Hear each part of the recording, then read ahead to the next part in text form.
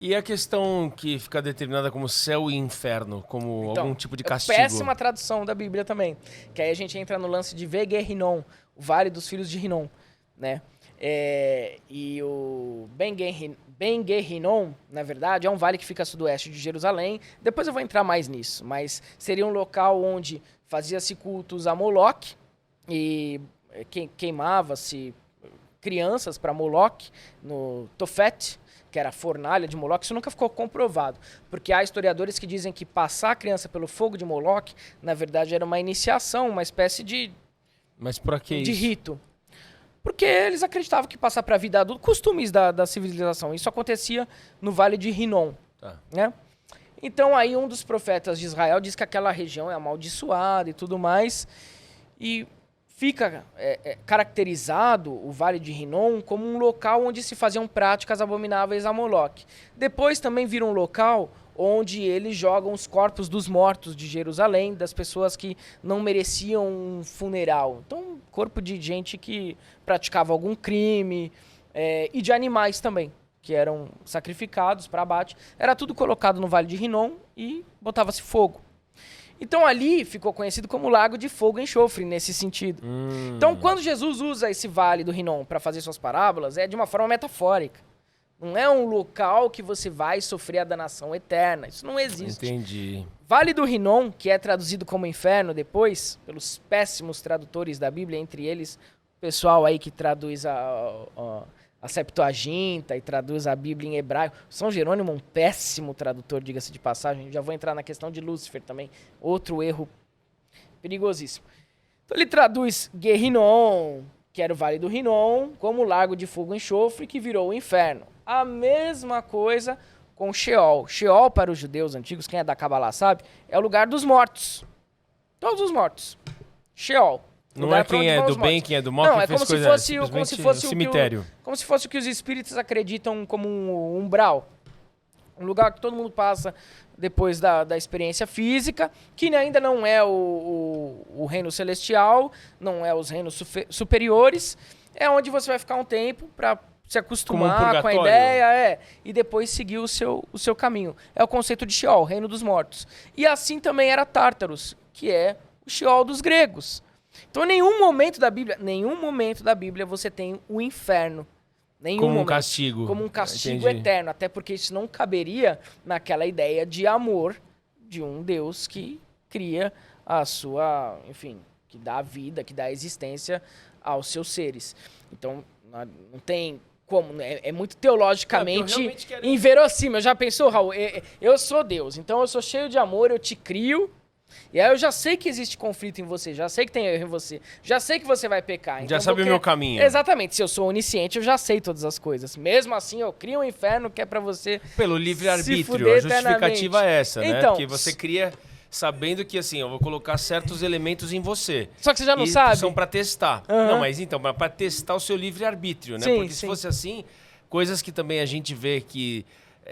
a gente não entende o porquê, como crianças que adoecem tão precocemente e perdem suas vidas. Aí é uma questão de karma. E aí você pensa se existe reencarnar, né? E aí o mundo espiritual e etc e tal. Mas continua, quero... Então, aí a gente entra num conceito de karma que os hebreus também tinham. Na Torá você tem karma, reencarnação, só que não é exposta na Torá. Mas se você lê o Talmud, o Zohar, que são livros dos sábios judeus escritos nos versículos da Torá, eles falam sobre Gilgulim, que é a reencarnação, roda das reencarnações.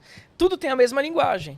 Só que as péssimas traduções fizeram a gente se afastar desses conceitos. Vão mudando ao longo do tempo, né? E aí o que acontece? Então, o inferno, ele não existe. Agora, eu não estou dizendo que você não vai adquirir karma. Ou seja, fiquem todos tranquilos. Não existe inferno. Na Bíblia não existe inferno. Quem está falando em inferno para você, está falando de paganismo. O próprio nome inferno, a etimologia do nome inferno, vem de inferum, ou infernos, que é um conceito dos romanos de um mundo inferior. Um submundo. Que também é um reino dos mortos. Que os gregos chamam de Hades.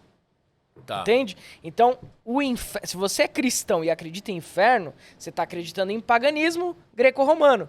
Porque a própria etimologia do nome inferno vem de inferno. Inferum, o inframundo, o lugar para onde vão os mortos. Não é à toa que se enterram os mortos. Então, é a mesma coisa que o Hades dos gregos, é a mesma coisa que o Sheol dos cabalistas. É o mundo dos mortos. Em nenhum momento você tem danação eterna e sofrimento eterno.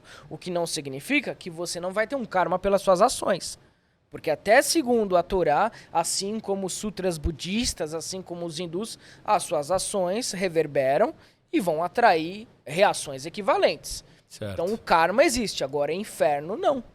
Se tem um lugar ruim, é aqui na Terra, é em Malkuth. Aqui nós já temos acesso a todo bem e todo mal. Não tem nenhum lugar além daqui para onde você vai sofrer mais. Aqui já é o ápice. Não tem algo pior do que aqui. Isso é um pensamento extremamente confortante, inclusive, né? Quando a gente para pra pensar. Confortante entre aspas, porque se você olhar a realidade, você vê o inferno estampado. Não, com certeza, nela, mas isso é o que a gente está vivendo aqui agora. Quando eu digo sim. Confortante é porque quando você pensa, pior do que isso não fica. Não fica. É onde você tem um certo conforto, não tem né? Lugar que pior. já tá ruim. Agora, existe um lugar que fica pior que aqui. Sabe qual? Não. Aqui dentro. Ah, sim. Aí, aqui dentro... Por isso que o inferno é uma coisa também muito pessoal. É. Você pode já estar no que considera-se o inferno. Você pode já estar. Nós estamos bem. Sim. Mas tem alguém aí na rua que não está e já está vivendo o seu inferno. Não está bem consigo mesmo, Exatamente. Né? Isso já é um inferno. Exatamente. Então aqui, do ponto de vista da Kabbalah, é Malkuth. É o mundo onde você tem a manifestação do bem e do mal na sua total amplitude. Tanto que você vê todo bem e todo mal na Terra. Sim. Você vê isso manifestado. Você vê uma atitude de amor e você vê uma atitude de ódio que você não acredita como acontece. Toda a teoria do yin-yang, inclusive. Exatamente. Né? Que é os opostos que se encaixam. E que para um existir, o outro tem que ter um pouco daquele. O bem tem que ter um pouco do mal. Atrelados. Não existe ordem sem caos. Exato. Não existe caos sem ordem. Para você fazer existir as coisas, você precisa dessa polaridade. Exato. Então os judeus sabiam disso. Então o conceito de karma existe, mas o conceito de inferno não existe. Biblicamente não existe. Pode chamar quem quiser, pode chamar Rodrigo Silva, qualquer um. Não existe o inferno do ponto de vista de danação eterna. Bom, Satã... Pera. E qual é o argumento dessas pessoas para dizer que existe? Eles não sabem traduzir a Bíblia direito, não sabem traduzir o hebraico, e aí acreditam nessas narrativas. Simplesmente por conta de palavras? Por conta de traduções. Não por crenças embasadas e argumentadas? É o que acontece com Satã. Quer ver uma coisa? Vamos supor que eu vou me dirigir à sua recepcionista aqui de baixo. E eu falar assim, sei lá, qual que é o nome dela? Sabe o nome dela? Não sei. Fulana, quando chegar o pedreiro, deixa ele subir. Aí ela desliga, só que ela não viu direito. Aí o pedreiro vira Pedro. Entendi. O que é? Uma palavrinha mais, 3 letrinhas a mais. Entendi. Mudou toda a concepção do negócio. Toda a concepção. O hebraico, a Torá, cada... É por isso que tem até esse ditado, né, na cultura hebraica. Um patar, que é uma vogal, faz a diferença. Um tracinho, tá? Não é nem uma letra, é um pontinho. Não, um shivá que você coloca. Aí, um shivá que você coloca, acabou. Você já mudou toda a configuração daquilo.